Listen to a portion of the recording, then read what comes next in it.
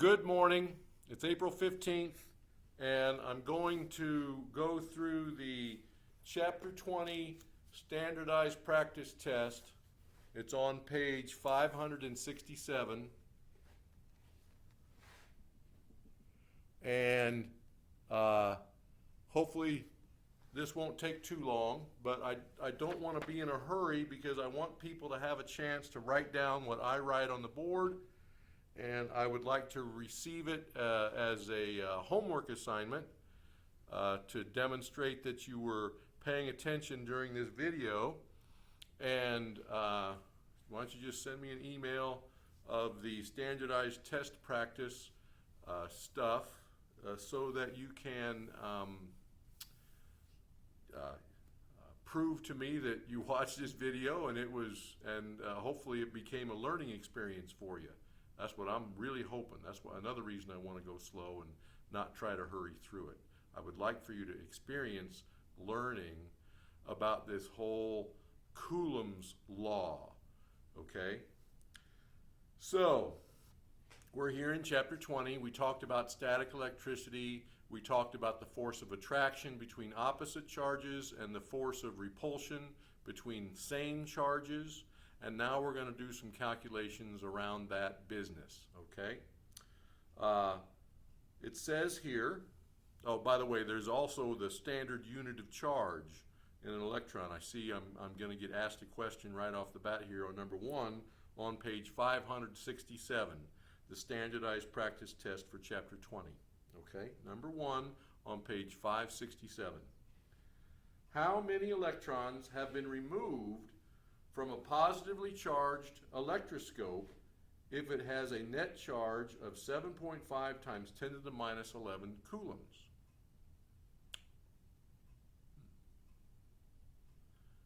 Like that facial expression? Let's think of this one. You ready? I don't know if you could see what I did, but let me know if you saw what I did. How many electrons have been removed from a positively charged electroscope? So here's an electroscope, right? I'll go get one out of the cabinet real quick for visual aid. Here we go.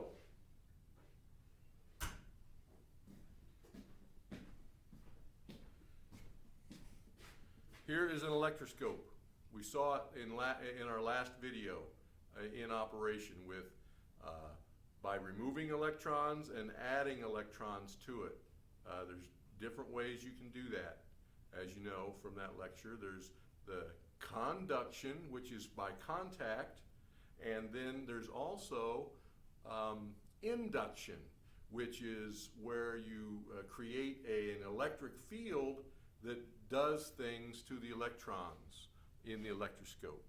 And then you can charge by conduction or you can charge by induction. And if you go to my previous video, that'll be explained there. You'll get to see how that's done. You could also look in your chapter to see how that's done too, to an extent. It's much easier to see the example though, demonstration. Okay, so how many electrons have been removed from a positively charged electroscope if it has a net charge of positive 7.5 times 10 to the minus 11 coulombs? So the question is, how many electrons have you removed from the electroscope if it's positively charged at 7.5 times 10 to the minus 11 coulombs? Now, obviously you can't make an electron or destroy an electron, but you can remove electrons from an electroscope and you can add electrons to an electroscope with a driving force of another object that has a charge on it, right? So how do you remove electrons from an electroscope? Well, you bring a, let's see, if you want an electroscope to be positively charged at the end of the day, you could bring a positively charged object, which would be a glass rod rubbed with wool.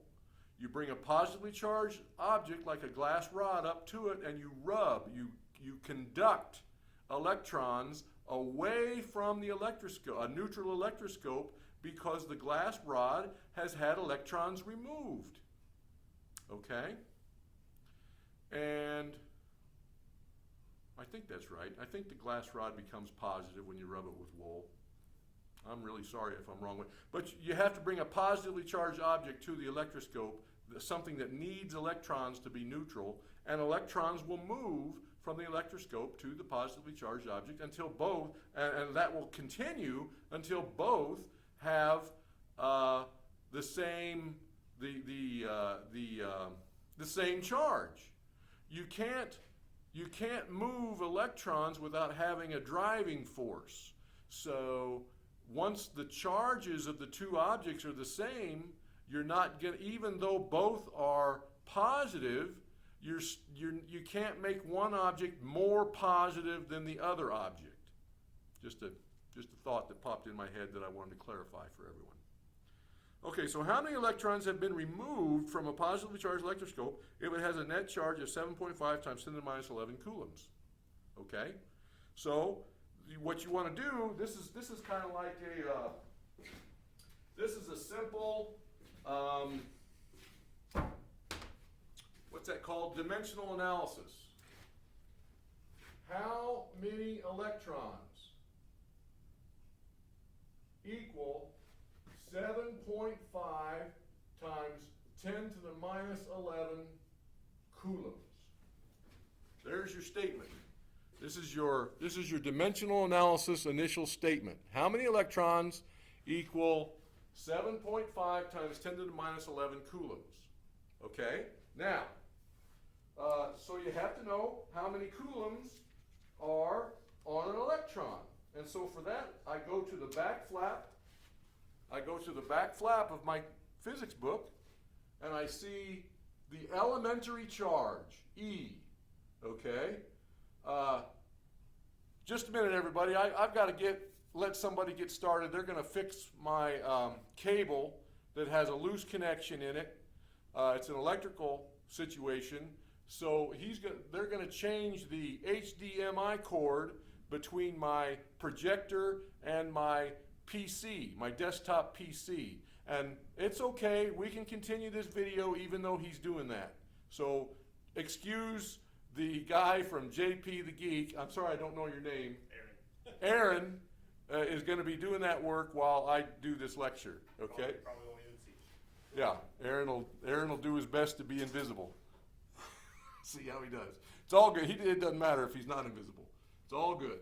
So you notice here that there is a thing called the elementary charge on your back flap of your physics book. The elementary charge, E, is 1.6021763 times 10 to the minus 19 coulombs. Shoo! That is a lot of significant digits. I wonder how they figured that out so accurately. That is an amazing number of significant digits. 1.6021763. That's 1, 2, 3, 4, 5, 6, 7, 8 significant digits. Think about the instrumentation required, the sensitivity of the instrumentation required to figure out 8 significant digits on the elementary charge. Somebody was working really hard and wanted to do that really bad. And there's all kinds of things that are needing people like that want to do things like that, want to figure out stuff to that kind of accuracy. There's all kinds of stuff out there that needs to be done like that. You could take this gravitational constant right here that has 1, 2, 3, 4, 5, 6 significant digits and try to give it 8 significant digits, right? I mean, there's all kinds of stuff that scientists can do today to improve on technologies. You would need new technology that doesn't currently exist, or at least apply existing technology in a way that has not been applied yet in order to get more significant digits on the gravitational constant. If that sounds like an interesting project to you, have at. I love you guys. So the elementary charge, I'm just going to go to 4 significant digits, 1.602. times 10 to the minus 19 coulombs. Okay? So, I know that one electron has 1.602 times 10 to the minus, I think it was 19, coulombs. Okay? I'm going to check my memory real quick. 10 to the minus 19, yes. 1.602 times 10 to the minus 19 coulombs. All right? Now my units of coulombs go away. I've got units of electrons. I want units of electrons. So I have to divide 7.5 times 10 to the minus 11 by 1.602 times 10 to the minus 19 to figure out how many electrons have to be removed from an electroscope in order to give it a positive charge of 7.5 times 10 to the minus 11. All right? Now I'm going to get out my calculator to do that.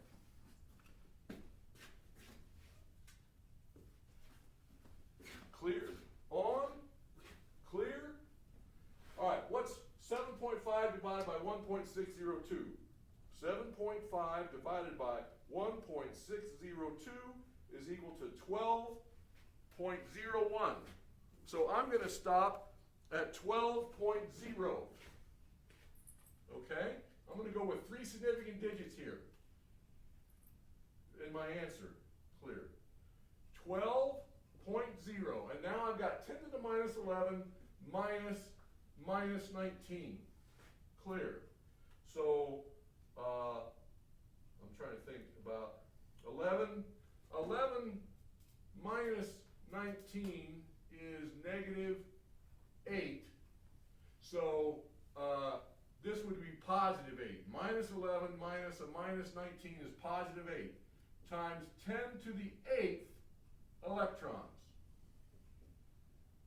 All right, and we can move that decimal place to the preferred scientific notation position, or 1.2 times 10 to the 9th electrons. Or we can write this out long ways. I have to put 9 places after the decimal here. So 1, 2, 3, 4, 5, 6, 7, 8, 9. And then I can do that. So that is 1,200,000,000 electrons in order to give an electroscope a positive charge of 7.5 times 10 to the minus 11 coulombs. All right, that's a lot of electrons. And I mean, it's mind-boggling when you think about it. So anyway, are you done? Yeah, I was just going to do some testing, but I'm in no hurry, so you can go ahead. Okay. Well, that's problem number 1, you guys, on the standardized test practice. And I'm sure that there's an answer here on problem number 1 that says 1.2 times 10 to the 8th. Now, let me tell you a little something. If you don't write all that down, I'm not going to give you credit for paying attention. If all you do is write down C for the answer to number 1 and turn that in, that ain't going to cut it. I love you too much to let you get away with that in this situation where we're doing distance learning. Okay, so problem number 2. Are you ready? Problem number 2. The force exerted on a particle with a charge of 5.0 times 10 to the minus 9 coulombs by a second particle that's 4 centimeters away is 8.4 times 10 to the minus 5 newtons. What is the charge on the second particle? All right, so this is a word problem. It's always best to draw a picture, don't you think? Hard not to. So this is page, this pen is not very good, 567, number 1. I don't like this marker. I'm going to a new marker. Problem number 2. All right, what do we got here? We've got a particle with a charge of 5.0 times 10 to the minus 9 coulombs. And then there's a second particle, 4 centimeters away. All right, so we've got 4 centimeters from there to there. And this second particle is, the force. There's a force between these two particles. Does it say whether it's attraction or repulsion? They're asking what is the charge on the second particle, a force exerted on a particle with a charge of positive, so this is positive, and by a second particle that's 4 centimeters away is a positive force. So there's a positive force exerted on this particle by this particle. Obviously there's an equal and opposite force exerted on this particle by this particle. Right? That's Newton's third law. Now, so we've got this force. I'm going to draw it in this direction. I'm going to say this direction is positive for force. Okay? So this is the positive direction for force. All right? 5.0 times, and this, so this force is 8.4 times 10 to the negative 5 newtons. Not very much. Pretty small amount of force in newtons. Okay? So, oh, you can't see this. I've been writing on the board and talking, and you can't see my work. There we go. Now, so here I've got first particle with a charge of 5.0 times 10 to the minus 9, second particle 4 centimeters away, and a force on this particle with this being the positive direction of 8.4 times 10 to the minus 5 newtons. Got it? Now, the question is, what is the charge on the second particle? So, the charge is often referred to as a Q. Q is equal to what? Is the question. All right, now, what am I going to do? Oh my God. There was one formula that we were given in this chapter, and this is a question at the end of this chapter. What does that mean? What formula do you think I should use in order to solve this problem? There was one formula given in this chapter, and this is a question that requires a formula at the end of this chapter. I think I'll use Coulomb's law to solve this problem. You see how I logic to that? I want you guys to understand it's funny how easy science is if you just apply yourself a little bit, okay? So we're going to use Coulomb's law to solve this problem. And Coulomb's law says that the force between two objects is equal to this big K, capital K, times Q1 times Q2 divided by the distance between the two charges squared.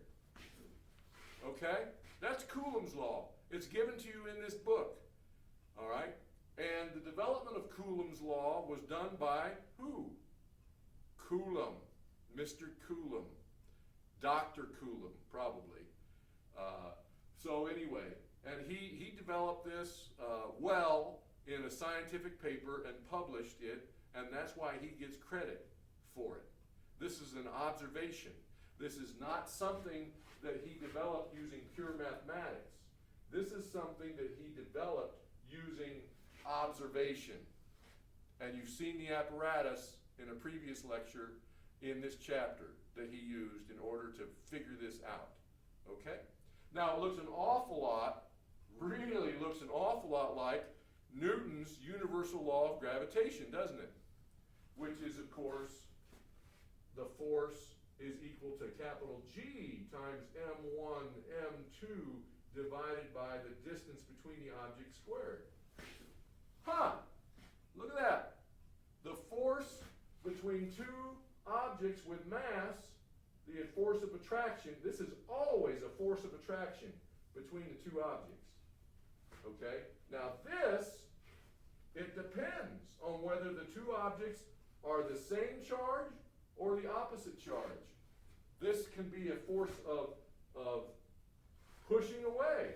I'm assuming that this charge is going to be positive, okay? Because I'm assuming that this particle and this particle are pushing, this particle is pushing this particle that way, and this particle, therefore, is being pushed that way in equal amount. Do you understand? Because the forces are equal and opposite in direction. Okay? Now, so what do we got to do? We got to solve for Q2. In this, we got to take this formula and solve for Q2. All right, so quickly, I'll do it, let's see, you see if I go to the right? I'll move this a little bit. I'm going to move over here to the top of this whiteboard. I'm going to solve for Q2. Here we go. Q2 is equal to F times D squared divided by KQ1. Okay? I solved for Q2. I moved D squared over here with F, and then I put K and Q1 in the denominator. All right? And now I've got Q2 all by itself. Okay? Now I've done that algebra, and now I'm ready to plug in and chug. Q2 is equal to the force, which is 8.4 times 10 to the minus 5 newtons, all right, times the distance of 4 centimeters. I'm going to change that to meters right away because I know I have to be in units of meters because we're talking about newtons here, all right? I can't use units of centimeters. I've got to go to 0.04 meters, okay? There's 100 centimeters in a meter. So I move the decimal place 2 places, and I get 0.04 meters. And that is squared, right? Don't forget that. That's a mistake a lot of people make. Now we need K. I think K is given to us in our chapter. I'm going to go ahead, so I'm going to leave parentheses for K, and I'm going to put Q1 here because I've already got that on the board, which is 5.0 times 10 to the minus 19 coulombs. Okay? Now, K. I can't remember what that is off the top of my head. By the end of this standardized test practice, maybe I'll get that back in my head. All right, so K is probably given in one of these example problems at the end of the chapter. K.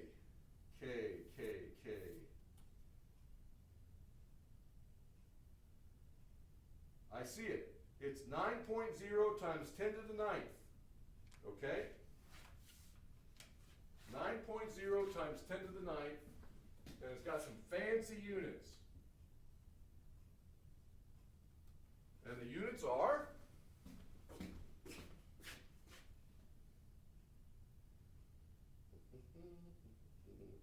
Newton meter squared per Coulomb squared. Newton meter squared per Coulomb squared. Okay? Now what does that mean? That means I'm going to have my newtons go away, my meters squared go away, this Coulomb goes away with one of those coulombs, and I've got the inverse coulombs in the denominator of the denominator, so coulombs comes to the numerator. So I've got the right units for Q2. Oh, I'm thrilled. Look at that. We've even got the right units on the charge that we're looking for this particle right here. The charge, Q2. We've got coulombs are my units.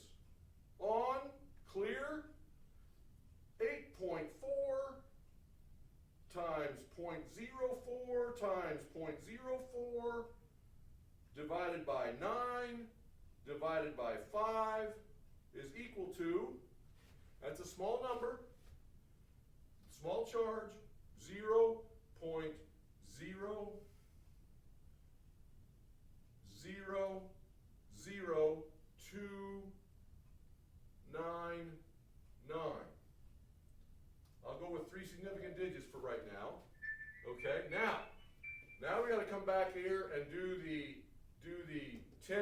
somethings, right? So minus 5 minus 9 is minus 14 minus 19, 14 and 19. I'm having difficulty doing that in my head. I could do it, but I've got a calculator in my hand, so I'm just going to do that. That's 33, okay? Times 10 to the 33 coulombs. Now, let's do this into scientific notation. I'm even going to drop a significant digit because I can. 3.0 times 10 to the what? I'm moving the decimal place to the right. 1, 2, 3, 4 places. So when I move the decimal place to the right, this number gets smaller. So 10 to the 33 becomes 10 to the 29. Right? Coulombs. 3.0 times 10 to the 29 coulombs. That's Q2. Let's see if that's in agreement with our book. Multiple choice question, number 2. 3.0. Oh, it didn't give me the right answer. Let's see if I did something wrong. Minus 5 minus 9 is minus 14. Minus 14 minus 19 is definitely 33. Oh, minus 33. Ah, I see what I did wrong now. No, I don't think I did that wrong. Let's see. So this is 10. Oh no, this is a really small number. I needed to add. Minus 5 minus 9 is, sure enough, it's minus 14, right? But then a minus 19. I need to add 19 to minus 14. So that's 10. This is 10 to the, I forgot about the minus. So I was way off. So minus 5 minus 9 is minus 14, and then I have to add 19 to it because this is in the denominator. So 14 plus, minus 14 plus 19 is 5. Okay? And so this, when we move to the right, 4, we get 3.0 times 10 to the 9th coulombs. Let's see if that's what the answer was. Make sure my math is right that time. Yes, that is the correct answer. 3.0 times 10 to the 9th coulombs. Okay, and you could figure out how many electrons that is if you wanted to. Is anybody going to do that on their own? Don't know. We'll see. Okay, so we've done these 2 problems. I think I'll stop there, and tomorrow we'll start there for questions 3, 4, 5, 6, 7, 8, 9, and 10. So you have seen an example of using Coulomb's law to solve word problems. What we're going to do is we're going to finish this standardized practice test with me talking to you over the next couple of days. And I've also got another thought experiment that I want to do with you guys.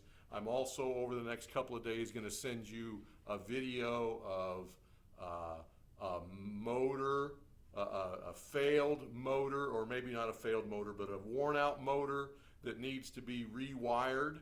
I'm going to send you a video to watch about that, and then I'm going to show you another video.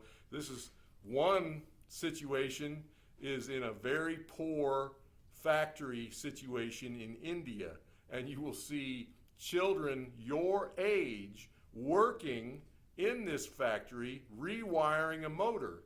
I'm sure they're working 24/7 rewiring this motor because I saw nighttime operations and daytime operations, and they had the doors open to the factory so because it was hot there in India where they were working. Okay, the bed to sleep in was nearby. It's something interesting to see what hard work is. for somebody who's rewiring an electric motor in India, okay? And then I'm going to send you a link to a video that shows you the manufacture of an electrical device, a motor probably, in a beautiful factory that's all robot. It's done by robots instead of people, rewiring up an electric motor. And everybody that comes into the factory puts on their uniform as they arrive before they go out onto the factory floor. And I'm sure they've got shoe coverings or brand new shoes that they only wear in the factory.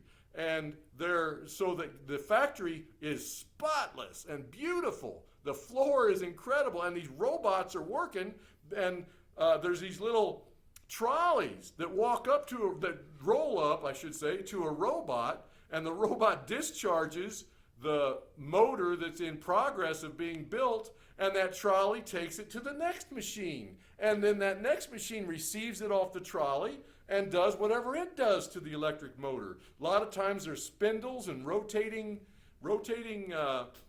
stations for this robot that's doing the same thing, and it's incredible the immensity of this beautiful factory that is kept spotless to increase the reliability of all of these robots and electronics that are working diligently to create electric motors so that people don't have to.